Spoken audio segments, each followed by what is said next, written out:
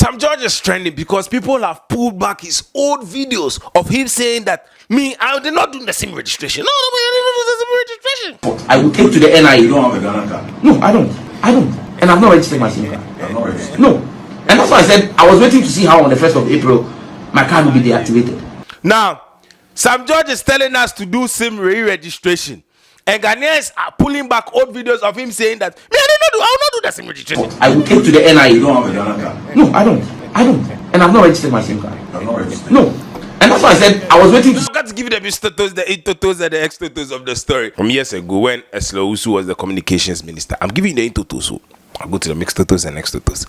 Eslo Usu made us do SIM card registration to curb what Momo fraud. You know, sometimes you go there, somebody go call you, say, oh, you go get message, say you have received this amount of money. Now, so this exercise was done to curb it.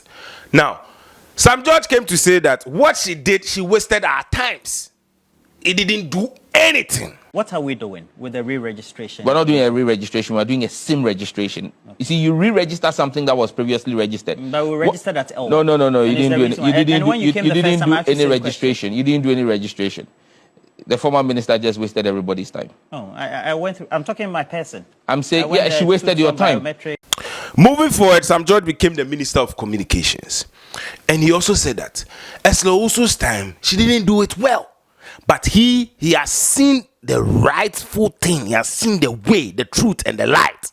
So Ghanaians should listen to him. Now he wants us to do re-registration of the SIM. Because people are still doing Momo fraud. Now just recently, somebody scammed his mom of 24,000. Just after I was appointed minister, they called her and said, oh, because of your son now, we want to protect your mobile money. And so verify your PIN. And the poor woman, I'm telling you, my mother, she's alive. They actually use your appointment? We are on the 24,000. Wow. And I told her, I said, but when they called you, why didn't you call me to confirm? You get it. But the fact is, it's true that you've been appointed. But this is real. On a reality. Yes, but this is real. Keeps bringing back the video of you, Sam George, when it was Eslo Usu's time. You said you didn't do the SIM registration, but it has gotten to your time. You want people to do the SIM registration. I will take to the NIA. You don't have a Ghana card? No, I don't. And I've not registered my SIM card. You have not registered? No. And that's why I said I was waiting to. Guys, take your time. Let me explain. So, Sam George said that the SIM registration, there are so many things that is going on. He explained it into details that some people are being able to forge Ghana cards. They are able to print the cards and they use it to create new SIM cards. The very people, some of the very people who I have seen on social media say we shouldn't do the registration. Sam George is just worrying us. And the very same people I have seen complain about mobile money fraud. Sister Nie, if referee London, my Sunday. It's not the fraudsters are there. And it is to deal with all of those. Because today when you complain, we are unable to identify who exactly it is who's holding that SIM. Because, and that's what my predecessor still seems not to get. And the choir behind her. Linking a Ghana card based on the bio data to a SIM card does not mean that you have biometrically verified the ownership of that. Why not? So the bio data is simply first name, last name, date of birth, age, or date of birth, height. And then that is how come they are able to do the fraud. They'll call you and they'll tell you that send me this money. They'll see that they've hacked somebody's WhatsApp. And then the person WhatsApp will be sending people's messages that send me money, I'll pay back 1,000 and cents. So he says that this exercise, the re-registration of SIM, is going to remove all those things or all those fake Ghana card from the system. Now, people's worry is that, so are we going to form a queue again? Are we going to stand in a line? Are we going to do all those things again? Now, he says that we are not going to do those things. If I understood what he said right, we are going to do it on our phones, on our mobile phones. So you take your Ghana card and you do the things. So you don't have to go to the office. You don't have to go and stand in line, form a line and get your SIM card. He said, no, it's going to be on our mobile phones. So if your Ghana card is registered to the SIM, then you are good to go. time around, we are not starting all over again. What are you particularly What doing? the minister said, and I heard him correctly, is that, listen, we just want to sanitize the system. So this Ghana card belongs to me. At the comfort of your home, you'll be given prompts to follow. So just be able to input your Ghana card at the comfort of your home. Show clearly that now NIA, NCA are working together. So we can verify that this particular number belongs to just Donko Fuseni. Even if your daughter is not of age, at least that particular one is different. But if your Ghana card is not registered to the SIM, that is when you go to the office. So that is how come what all those fraudulent acts will also stop, because like I said earlier, people are printing fake Ghana cards, they are using it and they are still using it to create SIM. So they found a way to curb all those things. But some Ghanaians are not understanding the situation and are rather looking at the side where some George said that he doesn't have a Ghana card. He's not going to register his SIM when Oslosu was in power. He said, "Oh, man, you're not going to register my SIM."